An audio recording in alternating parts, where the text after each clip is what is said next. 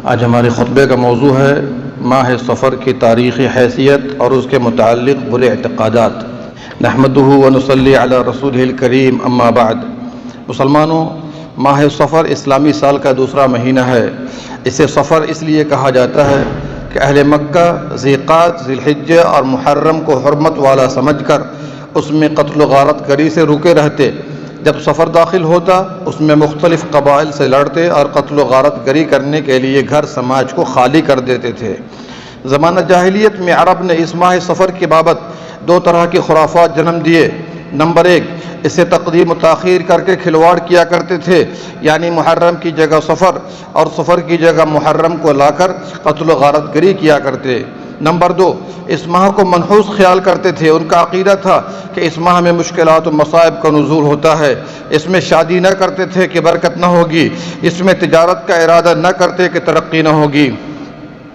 دوستو، جب اہل جاہلیت توحید اور رہنمائی مصطفیٰ صلی اللہ علیہ وسلم سے دوری کے سبب اس ماہ کے متعلق ایسے باطل عقائد رکھتے تھے تو امت محمدیہ صلی اللہ علیہ وسلم کے اس گروہ کا کیا حال ہوگا جو خود کو عاشق مصطفیٰ کہتا ہے اور لا علمی، رسم و رواج کی رکھوالی اور طریقہ محمدی صلی اللہ علیہ وسلم سے دوری کے سبب زمانہ جاہلیت والی بدعقیدگیوں میں پڑ گیا۔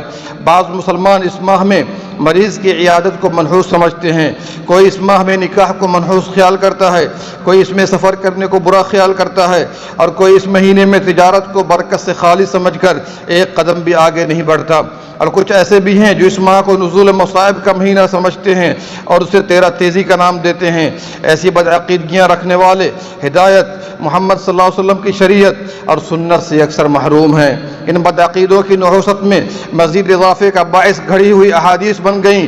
ان میں سے ایک حدیث یہ بھی ہے جو کہ گھڑی ہوئی ہے، جو مجھے ماہ سفر ختم ہونے کی خوشخبری دے گا میں اسے جنت کی خوشخبری دوں گا۔ اسے علامہ شوکانی، عجلونی اور ملا علی قاری وغیرہ نے من گھڑت بتایا ہے۔ اسی طرح ماہ سفر کا آخری بدھ منحوس دن ہے، علامہ البانی نے اسے جعلی کہا ہے۔ اس کے سوا ایسی ہی احادیث بہت ہیں۔ ان بے بنیاد جھوٹی احادیث نے لوگوں کی غلط فہمیاں مزید بڑھا دیں۔ لوگوں نے غلط عقائد و تصورات اور موہوم مصائب و بلا سے چھٹکارا پانے کے لیے متعدد قسم کے حربے اپنائے۔ کسی نے چنے ابال کر خود کھایا اور پورے علاقے میں تقسیم کیا تاکہ اس ماہ کی پریشانی سے بچ جائے۔ کسی نے سورہ مزمل پڑھتے ہوئے آٹے کی 365 گولیاں بنا کر تالاب میں ڈالا تاکہ مصیبت اس کے سر سے ٹلے۔ کسی نے 30 مرتبہ سورہ اخلاص کا ورد کیا تاکہ اس ماہ میں نازل ہونے والے بلا سے نجات دلائے۔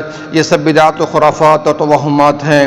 بعض کم فہموں نے سفر کا آخری دن، آخری بدھ، جو ان کی نظر میں سال کا سب سے برا اور مصائب والا دن ہے، ایک راہ متعین کی ہے کہ آدمی اس دن 4 رکعت نماز ادا کرے اور اپنی نماز کا اختتام اس دعا کے ذریعے کرے: اللہم اکفنی شر ھذا اليوم وما ينزل فیہ یا کافی المہمات ویا دافع البلیات۔ اے اللہ، اس دن اور اس میں اترنے والی مصیبتوں سے حفاظت فرما۔ اے تمام کاموں میں کافی ہونے اور مصائب دور کرنے والے۔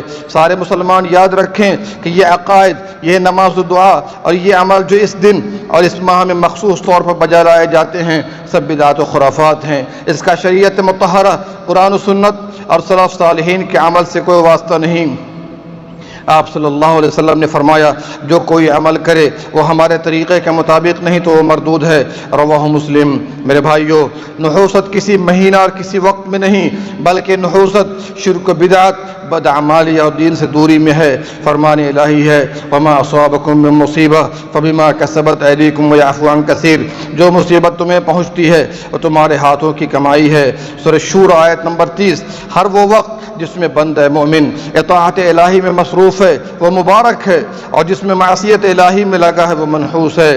دوستو، بدفعلی و بدگمانی لینے کو اسلام سختی سے باطل قرار دیتا ہے، اس لیے کہ اس میں رب کریم کے ساتھ برا گمان اور اعتقاد باطل ہے۔ آپ صلی اللہ علیہ وسلم کا ارشاد گرامی ہے: بدشگونی لینا شرک ہے، بدشگونی لینا شرک ہے۔ رواہ ابو داؤد۔ آپ صلی اللہ علیہ وسلم نے فرمایا: لا عدوى ولا طیارہ ولا حامۃ ولا سفر۔ بغیر حکم الہی کے کسی کی بیماری دوسرے کو تجاوز نہیں کرتی۔ بدفعلی و بدشگونی کی کوئی حقیقت نہیں، الو کے بولنے کی کوئی حقیقت نہیں، اور نہ ہی ماہ سفر کے متعلق بدگمانیوں کی کوئی حیثیت ہے۔ رواہ البخاری۔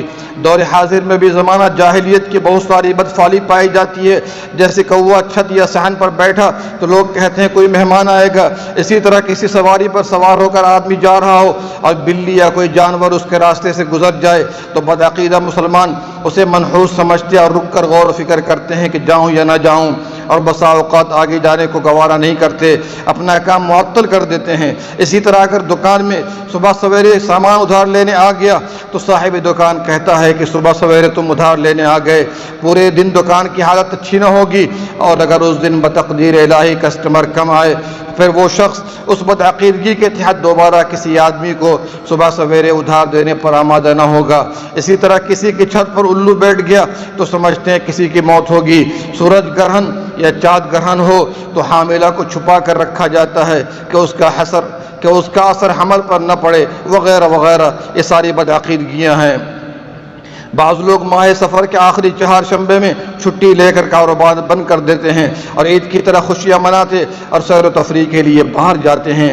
اس کی وجہ یہ بتاتے ہیں کہ پیارے نبی صلی اللہ علیہ وسلم اس ماہ کی آخری بدھ میں بیماری سے صحت یاب ہوئے اور سیر و تفریح کے لیے باہر تشریف لے گئے۔ یہ ان لوگوں کے من گھڑت اور بے بنیاد تخیل ہیں۔ تاریخ میں اس کا ثبوت نہیں پایا جاتا اور نہ ہی حدیث میں، بلکہ تاریخ و حدیث میں اس کے خلاف ثبوت فراہم ہے کہ سفر کے آخری بدھ کو آپ صلی اللہ علیہ وسلم بیمار ہوئے اور ربیع الاول کی 12 تاریخ کو باری تعالیٰ سے جا ملے، تو جس دن رسول اکرم صلی اللہ علیہ وسلم بیمار ہوئے عین اسی دن نام نہاد مسلمان خوشیاں منائیں، قسم قسم کے میوے اور مٹھائیاں کھائیں اور پھر دعویٰ کریں کہ ہم مسلمان اور عاشق رسول ہیں۔ ذرا گریبان میں جھانک کر سوچیے اور بتائیے کہ ہمارے نبی صلی اللہ علیہ وسلم جس دن بیمار پڑے اسی دن لوگ خوشیاں منائیں، یہ ان سے دشمنی کی علامت ہے یا محبت کی؟ اس میں شک نہیں کہ ماہ سفر کے اندر عہد رسالت میں آپ صلی اللہ علیہ وسلم میں بہت سی فتوحات اور اچھے واقعات رونما ہوئے، جس سے واضح ہوتا ہے کہ اس ماہ کا شر و آفت اور منحوسیت سے کوئی تعلق نہیں۔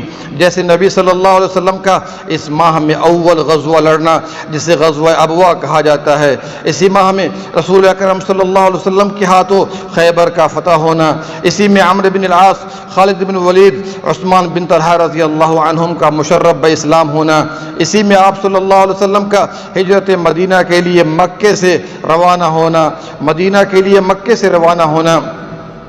ماہ سفر ہی میں آپ صلی اللہ علیہ وسلم کا نکاح خدیجہ رضی اللہ عنہا سے اور خاتون جنت فاطمہ رضی اللہ عنہا کا نکاح علی مرتضیٰ رضی اللہ عنہ سے ہونا، اسی ماہ میں غزوہ روم کا وجود میں آنا، وغیرہ وغیرہ۔ بندگان الہی، بعض عوام یہاں تک کہ بعض اہل علم نے لوگوں کا اس ماہ میں بدگمانی کرنا دیکھا تو کہنا شروع کر دیا کہ ماہ سفر خیر کا مہینہ ہے، تو یاد رہے کہ ایسا کہنا بدعت کا دفاع بدعت کے قبیل سے ہے، اس لیے کہ یہ مہینہ نہ تو خیر کا مہینہ ہے اور نہ ہی شر کا، بلکہ عام مہینے کی طرح ہے۔ اس لیے بعض سلف نے اس آدمی پر انکار کیا جبکہ الو کی آواز سن کر کہا خیر ہوگا انشاءاللہ، در حقیقت اسے خیر یا شر نہ کہا جائے بلکہ عام پرندوں کی طرح الو بھی آواز نکالتا ہے۔ اللہ ہم سب کو عقیدہ صحیح عطا کرے، نبی اکرم صلی اللہ علیہ وسلم اور صحابہ اکرام سے سچی محبت کرنے کی توفیق دے، صراط مستقیم پر گامزن فرمائے اور خاتمہ بالخیر کرے، آمین یا رب العالمین۔ اللہم صلی علی نبینا محمد وعلی آلہ وصحبہ اجمعین۔ رب اشرح لي صدري ويسر لي أمري واحلل عقدة من لساني يفقه قولي رب اشرح لي صدري ويسر لي أمري واحلل عقدة